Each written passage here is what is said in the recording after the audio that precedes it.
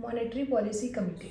Monetary policy committee क्या होती है? मॉनेटरी पॉलिसी कमेटी एक ऐसी कमेटी है जो कि section 45ZB of RBI act के अंडर एस्टेब्लिश हुई थी। ठीक है, इसने क्या करा, ये क्या करती है, ये पॉलिसी रेट्स डिसाइड करती है। कैसे? जैसे रेपो रेट होती है अपनी, रिवर्स रेपो रेट होती है, CRR होता है, SLR होता है। तो ये सब का जो डिसाइड करती है वो कौन करता है? Monetary policy committee. इसका कॉन्स्टिट्यूशन क्या है? तो मॉनेटरी पॉलिसी कमेटी एक 6 मेंबर कमेटी है। ठीक है, इसमें 6 लोग होते हैं, जिसमें से 3 होते हैं RBI के लोग और 3 होते हैं गवर्नमेंट नॉमिनीज, जो कि रीअपॉइंटमेंट के लिए नॉट एलिजिबल होते हैं। और 3 जने जो RBI से है उसमें से भी एक RBI गवर्नर रहता है। ठीक है, फिर उसके बाद क्या है? डिसीजंस।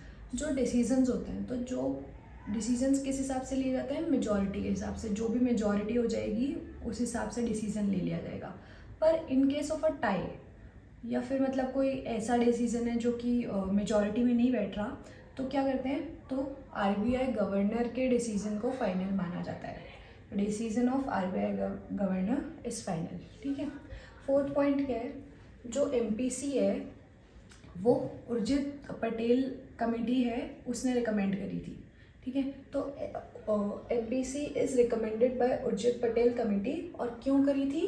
क्योंकि कोऑर्डिनेशन बैठे RBI और गवर्नमेंट के बीच में और कोई कॉन्फ्लिक्ट ना हो। ठीक है, जो कमेटी है ये रिक्वायर्ड है कि ये एवरी क्वार्टर मिले। ठीक है, मतलब क्या है, 3 महीने में एक बार मिले। बट ये कमेटी है ये 2 महीने में एक बार खुद ही मिल लेती है, तो ये वाला पॉइंट सेटल हो जाता है। ठीक है, तो ये एक साल में 6 बार मिलती है ये, और 4 बार इसका रिक्वायर्ड है। ठीक है, 6th है, अब हर 6 महीने में ये इस कमेटी को एक रिपोर्ट प्रेजेंट करनी होती है, जिसमें क्या होता है, जो मॉनेटरी पॉलिसीज़ के जो भी डायमेंशंस होते हैं वो इसको प्रेजेंट करने होते हैं। तो ये सब था मॉनेटरी पॉलिसी कमेटी में